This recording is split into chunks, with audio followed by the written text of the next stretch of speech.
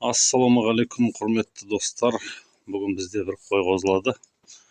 Менде бары 5 саулық, бір қошқар бар. Енді қошқар, ақ қошқар.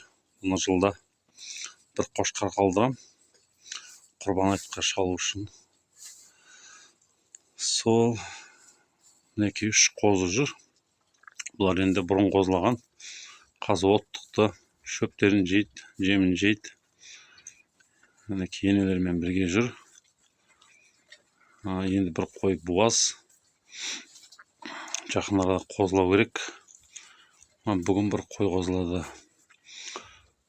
Күзде ивермек салынбай қалды. Енді қазір буаз кезінде қорқып тұрмын. Қоз тастап кете ме деп. Сол қозылағаннан кейін ивермек салам, ала жазса. Өзім де салам, бірақ енді мынау ивермек қалай салуын білмейтін қойды жаңадан бастап атқан кісілер болса, соларға сабақ болсын деп, үйренсін деп бір дәрігер, мал дәрігерін шақырам ба деген ниет бар. Алла қаласа сол ивермек салу видеосын жоспарлап жүрмін. Көктем шыға енді ен саламыз. Ен салу деген бір бөлек тақырып видео болады, алла жазса. Үлкен қойлардың бәрін сатып жедік. Кәрі қойларда. Енді кәрі қой болған жоқ көп. 3-4 қозылаған, жалпы тоқтыларды қалдырдым. Жас бәрі. Бір биыл екінші қозылап тұрған бар. Өтірік айтпасам біреуі. Қалғандар бәрі тоқтылар. Негізі қойлардың бәрін сатып жіберем ба деп ойлаған. Бірақ бір 5-еуін қалдыруға шештім. 5 қой, бір қошқар жылда қалдырып отырам ба деген ойым бар. Сәпсем сатып жіберіп қойсыз қалған бір түрлі сияқты. Ата-анамыз тірі кезден қолымызда сиыр, қой, бәрі мал ұстағаннан кейін енді қазір қора бос тұрған жаман сезіледі. Содан күзде сатып жіберем ба деген, бірақ бір 5-еуін қалдырдым. Енді тағы алла біледі. Мүмкін сатып жібереміз, мал ұстамайтын да шығармыз, бірақ біздің жұмыс бабымен қиын үлгіру. Таңертең жұмысқа кетеді, асығып, ерте тұрып шөп салып кетеміз. Кешке келгенде қараңғы болып кетеді қыстың күндері. Қараңғы болса да енді жем беріп, үйдің терезенің жарығымен далаға жарық түсіп тұрады. Сол жарықпен суға шығады. Енді қойлар үйреніп алды, суару керек. Шөптерін салып жем беріп. Сол үшін уақыт қиындау болып тұрады. Малды жақсы көреміз, малды қимаймыз, малды ұстағымыз келеді. Енді сиырларда мүмкіндік болмады. Әйелім мектепте мұғалім, таңертең ерте тұрады. Қораға кіріп, сиыр сауғанда үсті сасиды, мектепке қораның иісі шығып барады. Сол жақ қиындау, сиыр сауып үлгеру керек.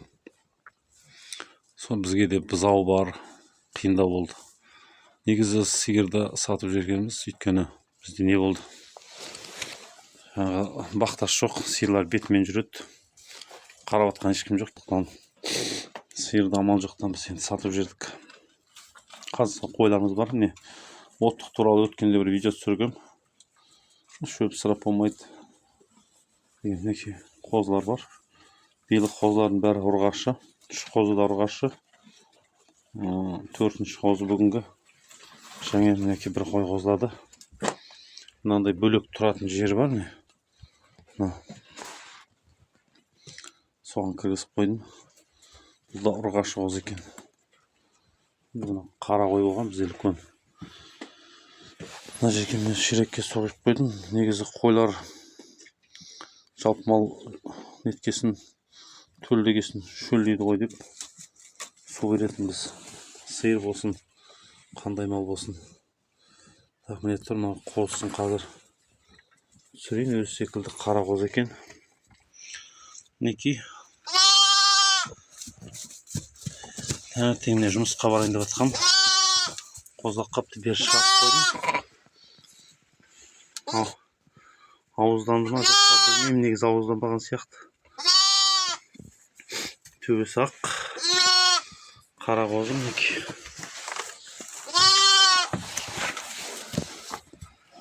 Мына жерінің қараңғылау. Сол бүгін осындай бір ұрғашы қозы туды. Сол жұмысқа барады көріп қалып түсіріп кеттім сіздерге. Неке оттығынан шөп толтырып қойдым енді. Алдында қой қозылағанда тұрған қойдан шөп болған. Неке мына жағын құртты осылай. Неке мына қойларны. Енді мына жерде тұрған жем салатын кешке осының үстіне қоям да, прямо мына оттықтың мына жеріне қоям осылай. Тағы бір видеода қалай жем беріледі, қалай суарам, үйдің терезесін қағам. Терезеден үйдің ішінде балаларым тосып отырады, біреу ағызады. Толған кезде, су толғанда терезеден қағам, ол тоқтатады. Сырттан ағызып, сырттан жауып жүргем, оған аязда қатып қалады екен. Солай. Қазір сол үйдің ішінен келеді. Сол туралы естіше бір видео түсіре кетем. Мынау енді міне вытяжка бар. Осы туралы бір видео болған. Каналдан көрсеңіздер болады. Терленбейді, қораңызшы буланбайды. Бұрын енді көп мал болғанда болып терлейтін, қазір ондай жоқ. Сол құрметті достар, бүгін бір қой қозылады, соның қозысын көрсете кетейін. Жұртты малдарын түсірем, өткенде бажаны малдарын түсірдім. Өзім малдарымды түсірмеппін, сондықтан өз қойларымды түсіре кетейін деп шештім. Біздің арнаға тіркеліңіздер. Енді көктем жазда көптеген тақырыптар болады, мүмкіндіктер, қызықты шалқылар. Мынау бие сауатын жерлерге барамыз. Қой қырқу науқандарына барып түсіреміз. Тағы да енді осы ауыл шаруашылығы, қой, сиыр, жылқы, ешкі барлық тақырыпта қызықты материалдар ойластырып жүрмін, жинап жүрмін.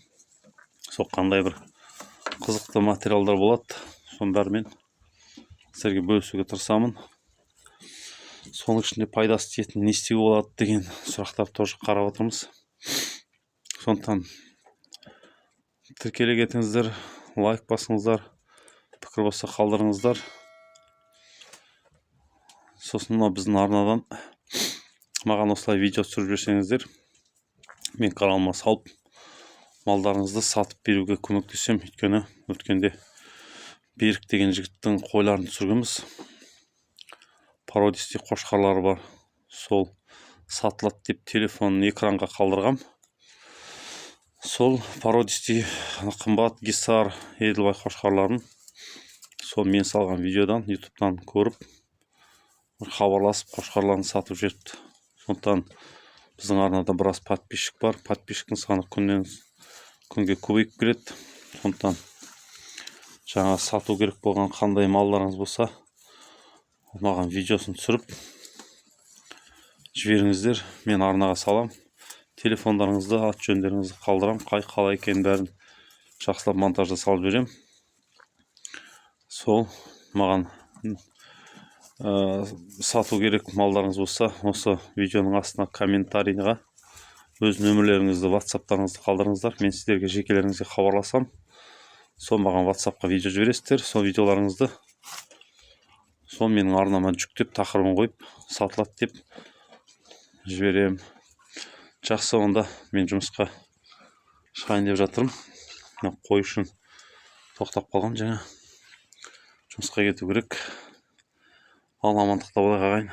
Жақсы видеолар күтіңіздер. Ассалаумағалейкум, құрметті достар. Біз бүгін Атамекен ауылына менің жиен ағамның үйіне қонаққа келіп қалдық. Келген жолда бос қайтпай бір видео түсіре кетейік деп шештік. Неке мынау ағамыздың қойлары неке далада. Қазір біз осылай жүреді, енді қарайтын кісі бар маңайда. Біздің қойлар қорада тұрады, енді бұл кісілердікі далада тұрады. Неке сабандарын жеп, неке жемнің ыдыстары, сулары бар тұрады. Так, мынаның ішінде мынау қозылар, е? Бұлар қозылардың ішінде Қойлар тағы бар екен, иә? Бұлар жемде тұрғандар ма? Жемдейсіз, иә, бұларды, иә? Атқорымда тұрған. Қосымша жемдейді. Қошақандар міне қозылар. Қорасының іші міне мынандай. Енді мына жерде кебек па, немене жалап отыр? Үгітілген жем ба, тартылған дробленка, дробленный жем. Қошақандар астарында сабан неке. Несі міне әйнектері бар осылай. Төбесі мынандай сырғауыл. Төбесін шөппен жабылған. Қыстай осында тұрады ғой, ес? Тоңбайды, иә? Қысында осында қоздай береді. Осында қозлайды. Түнде осында жатады. Анау сырттағы жүргендер осында кіре ме түнде? Қазір кіреді, иә? Қозлар үйреніп алыпты міне. Тартылған жем толып тұр. Мінекей өздері соғып жатыр. Мыналар неге төртеуі бөлек тұр, бесеуі? Өздері кіріп шыға бере ме? Өздері кіріп шығып. Мына жерде су бар, иә? Мына жерде бір қос су ішіп жатыр. Мына жерде су бар екен. Мінекей қозылар. Биыл қалай еркек қозы көп бар, қаршы қозы көп па? Әртүрлі. Сіз мыналарды пішесіз ба, қозыларды? Еркек қозыларды пішесіз ба? Сол пішетін кезде бір видео түсіріп алу керек. Қозы пішу деген тақырыпта біздің арнаның көрермендеріне тамаша бір видео болса, мына резинкамен пішеді, түрлі пішудің жолдары бар ғой. Енді соларға әртүрлі түсіріп алсақ. Сізде енді қандай қошқардан шығып жатыр? Бір қошқар, неше қошқар бар сізде?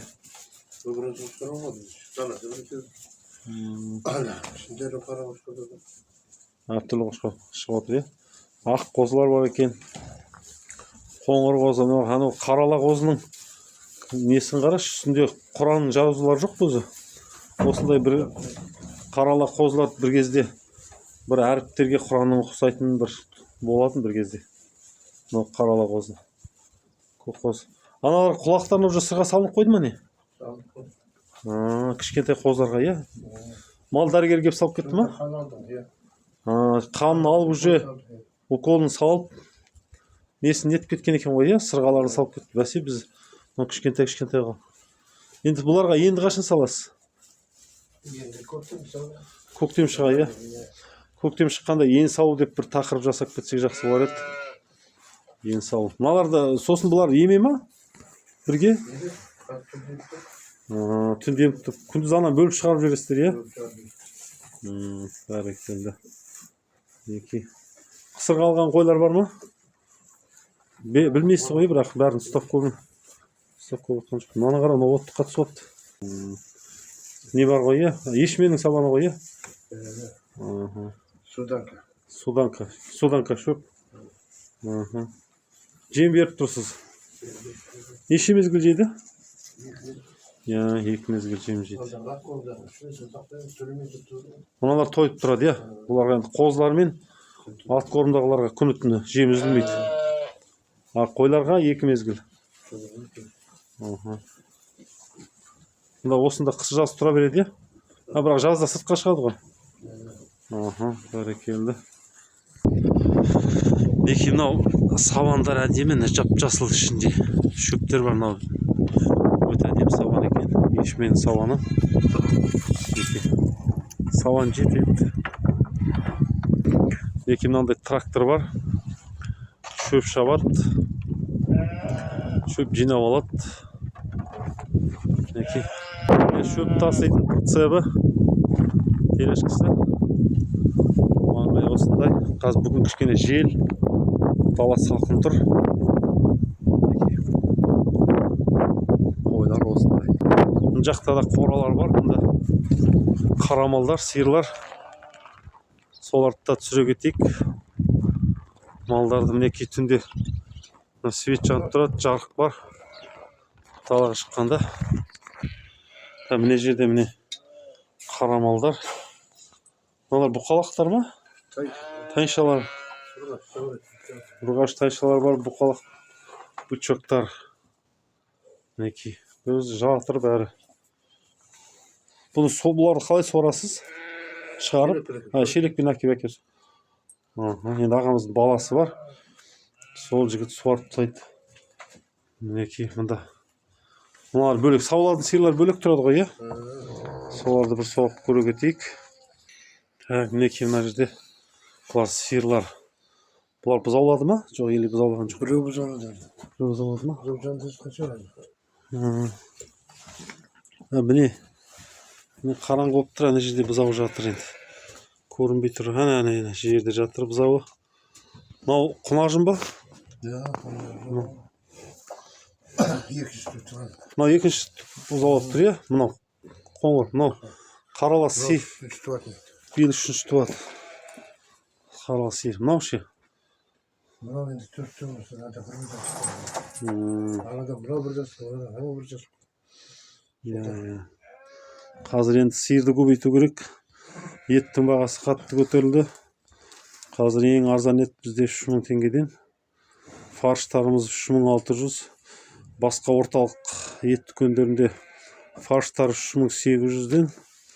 Еттердің сүйегі бар еттердің бәрі 3300-ден. Енді анау айтқан ғой кезінде. Бір мөңкеби айттыреді ма, или біреу Құранды айттыреді ма. Ошым кім айтқанын білмеймін енді. Бірақ естуіміз бар.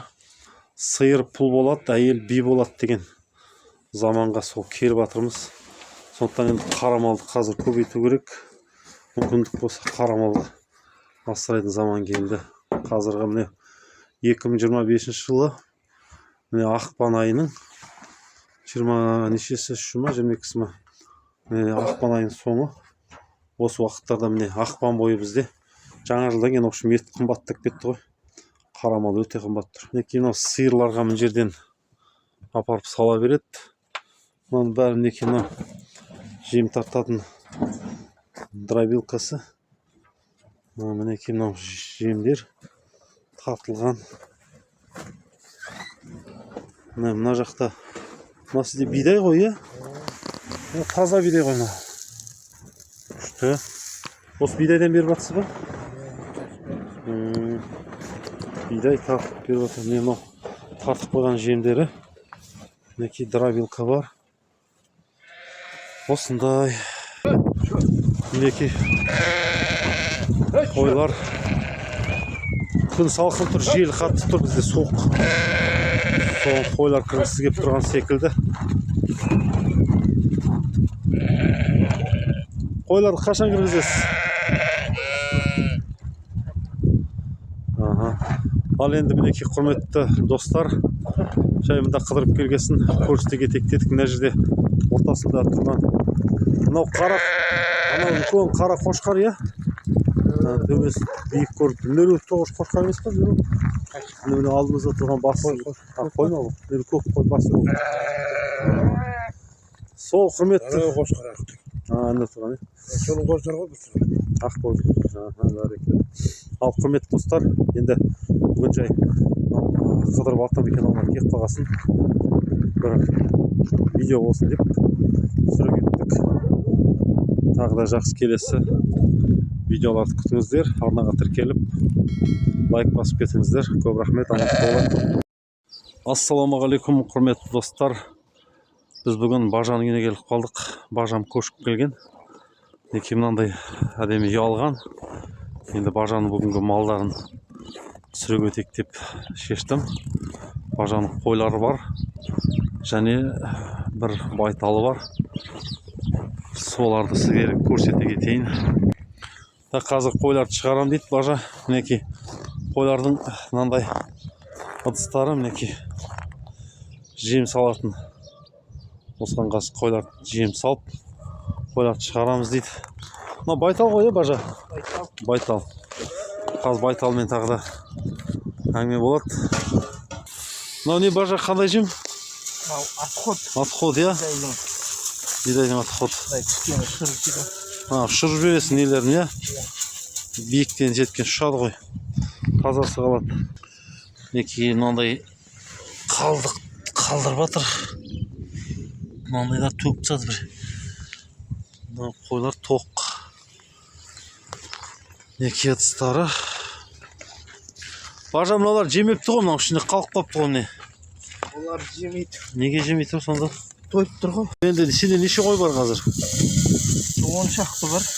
10 шақты қойға. Қанша жем беріп жатсың сонда? Мына мен шу салам, шу. Анда неше литрлік? Мынау где-то 3 литр ма? 3 литрлік, иә? Иә, күндіз кей кезде тарып қоямыз күндіз.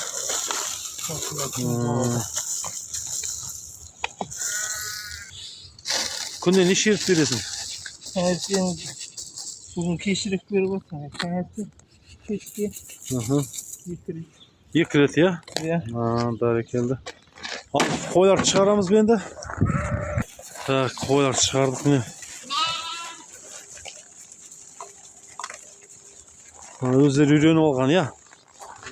Барат. Мында қошқар бар ма ішінде? Қошқар жоқ. Бәрі саулық қойлар.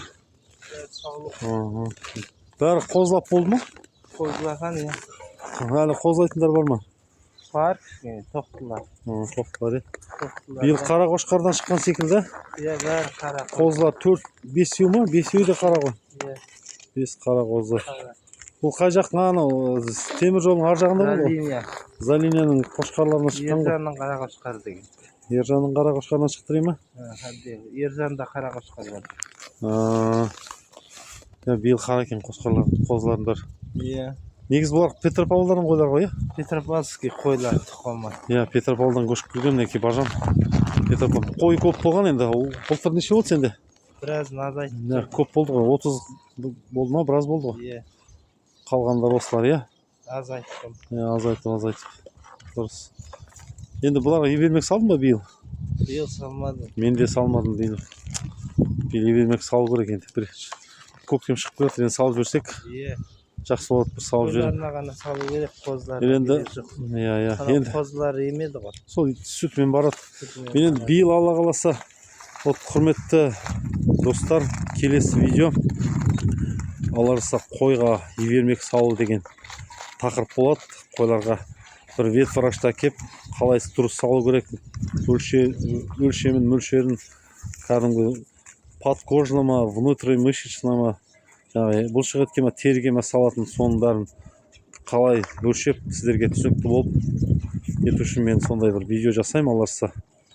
Бүгін енді бажаның жай малдарын көрсете кетейін деп бажаның үйде келіп қалдым. Бұлар жем жеп жатыр, жем жебесін. Ал бажа, мынау енді не туралы сөйлессек? Мынау байтал. Мынау енді тайдан байтал шығып тұр ғой, иә? Тайдан байтал биыл. Биыл айғырға қосылады. Айғырдан шыққан.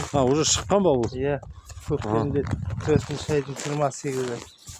Алла жазса. Биыл уже құлындай ма қазір? Құлындайды, иә. Неде апрельде құлындайды, иә? Апрельде құлындайды. Аты айғасқа. Аты айғасқа. Так. Бұл қанша қалдың бажа? Оны 300. 300 мыңға? Иә. Жақсы, 300 мыңға. Айғасқа деген 300 мың қалдым.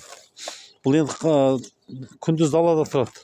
Күндіз түні тұра береді. Күндіз далада тұра бере ма? Қазір күн жылы боранда болса кіргізем. Аяз, қатты аяз боран болса кіргізесің? Боран болса, так жылқыға мынандай ауа райы ештеңе етпейді.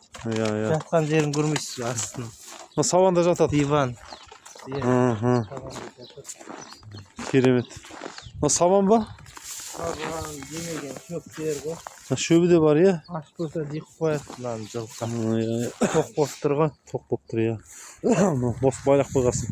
Ан жақта тағы жылқылар тұрғаны? Бұл көршінің тайы. Тай ма?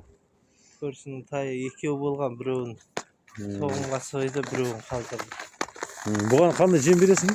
Бұған осы жем тазалап бере берем.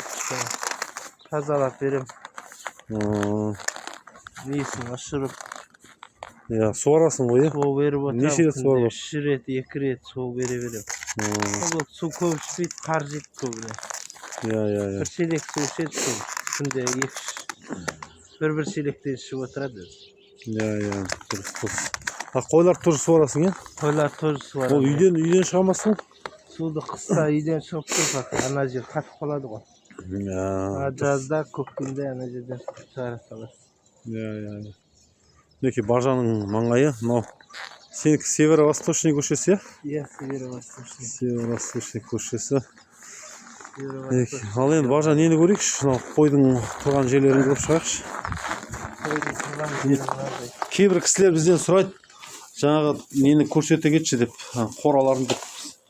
Қойдың асты сабанға толып тұр. Масқара. Сабанды аямай шашады екенсің, Иә, сабан бар. Сабан жетеді де аямай.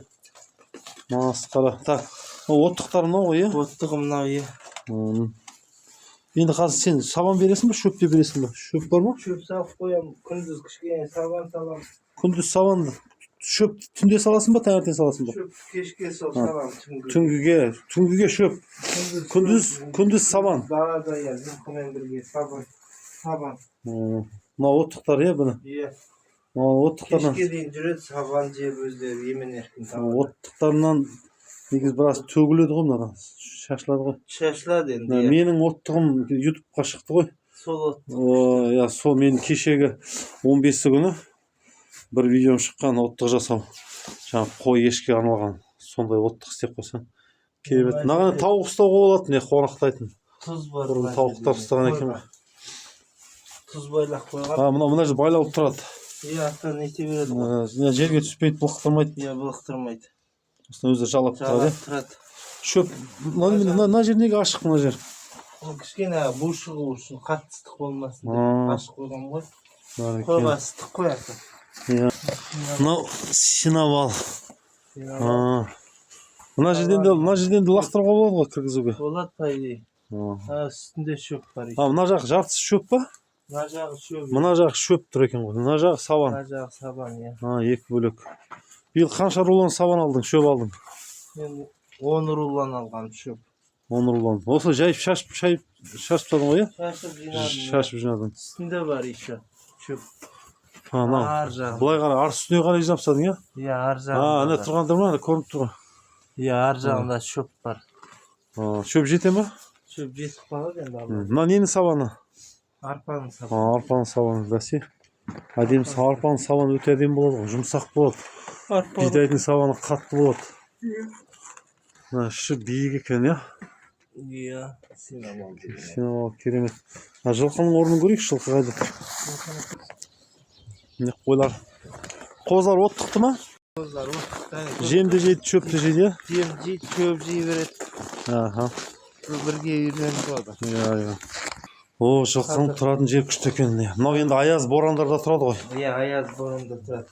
Мына мысалы жылқы семіртсе де болады мына жерге. Жылқы сол соғым семіртетін жер ғой негізі. Мына шалдың соғым семіртетін жер шөбі міне, оттығы. Мынау жер әдемі істеген асты тақтайланған. Мына жерде тұрады. Ана жақта тұрғандар жемдер, иә? Иә, ана қаптардағы жем қойдың. Қойдың жемдері. Мына жақ отын, көмір. Мына жақ отын. Көмір мұнда ма?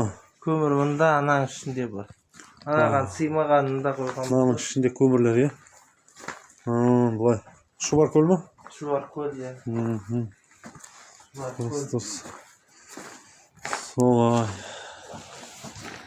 Иә, Бажайын мынау неде көрдік? Жаңа жылқын тұратын орын. Не мынау? Мына жақта тұрған нелер бұлар? Гараж ба, немене? Мына жерде монша бар. Монша, иә? Жаңғы басқан жоқпыз. Көреге тегенді, иә? Артық заттарды кіргізіп қойған ғой. Артық заттар тұрған жер. Монша мына жақта. Монша мына жерде. Мұнда монша мына. Монша. Русская баня де. Иә. Мына недерін қара, тастар, иә? Пар себетін. Пар нетеді. Иә, күшті екен пар себетін. Мұнда су құясыз. Мынау нелері. Мына пар жуынатын жер, или сонда жуына бере ма? Бірге жуынады. Пар су несі бірге, иә? Ана несі жеке пар жоқ. Пардың несі жеке жоқ екен, иә? Жоқ, жеке аха. Мынау кейін шешінетін жерлер. Шешінетін орын. Мына жерден жаға бересіңдер, иә? Аха, пеші мынау. Бер жаға. Мынау не Бажа? Мынау летний домик. Жазған, иә? Жазғы. Мына жерде пеш бар міне. Мына мен етіне пісіруге. Жазда ет ішіне бұл болмайды, ыстық болмайды. Ет пісіретін. So'sin жазда батарея батыр. Жаңа көшіп келіп жатыр, мынау реттелген жоқ әлі. Тазаланады, жөнделеді, дұрысталады, ремонтталады ғой. Ремонтталады. Летник. Фундаменті мынандай таспен қапталған. Терезесі мынандай решеткасы бар. Бажа гараж ғой мынау, иә? Гараж ашып па, көре кетсек? Көрек қазір кілтін әкелейін. Мынау менің машинам. Ақ машина. Міне жаңадан салынып жатыр, үйлер әлі бітпеген. Мына жақта тұрып жатыр. Ағаштар егілген. Бажаның үйінің адресі міне Северо-Восточная 21. Енді қазір қазақша аттарын қойған. Енді биылдан бастап ауыстырып отырмыз. Мен тұратын көше автомобильный, бірақ біздікін қазір Біржан-Сал деп өзгертті. Біржан-Сал көшесі. Мына гаражсына кіретін жері. Қазір гараждың ішін көрейік. Так, міне гараж. Бажаның машинасы. Бажаның машина маркасы қандай еді? Не деп айтады? Машина китайский. Джак С3. Джак па? Иә, Джак. Салофанан с нуля алған. Дүкеннен салоннан алған. Гараж осындай. Гараж осындай. Әне рыбалканың құр несі тұр көрдіңіз бе? Балыққа шығармаса. Балыққа құрық нелер. Гараж күштімен ағашпен. Так, Бажа енді гаражды түсірдік, маңайды түсірдік. Жо енді үйіңді түсіре кетейік, халық көрсін. Көшіп келген Бажаның үйі деп менің каналымнан көреді. Мына Бажаның үйі былай кіреміз. Міне мынандай жер, веранда типа. Мінеки, ассаламағалейкум деп кіреміз. Мына Бажа топка, пеш. Пеш, е. Не деген пеш? Бұл басқаша пеш, мынандай жай пеш емес. Удерус. Удерус дейді мінеки. Удерус деген пеш. Мен жақта насостары, бәрі нәрселері бар. Мынау пеш тұрған жер. Енді мынау қазір кіреміз. Таңертең жаңа ұйықтап жатқан жерінен оятып алдық Бажаны. Давай ет бизнес каналына түсінсіңдер деп. Ендеше олай кіріп келдік, мінеки, ассалаумағалейкум деп. Так, мынау кухня. Тағы кухнясы міне. Бажа шай ішейін деп жатыр. Балдыз екеуі жаңа тұрып жатыр. Кухнялар мінеки. Так, мынау бізде туалет, ванный. Мінеки. Туалет. Раковинасы бар ма?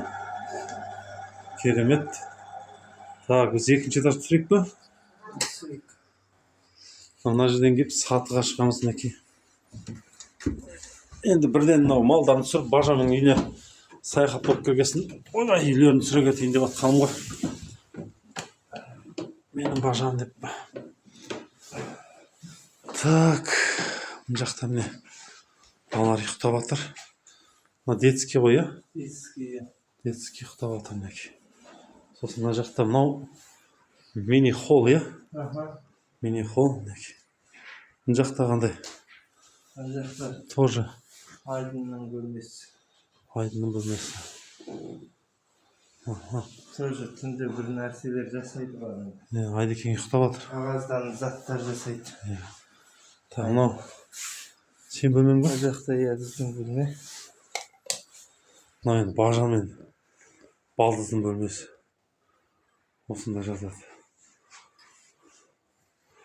Мынау екінші этажы. Үй жылы ма? Үй жылы.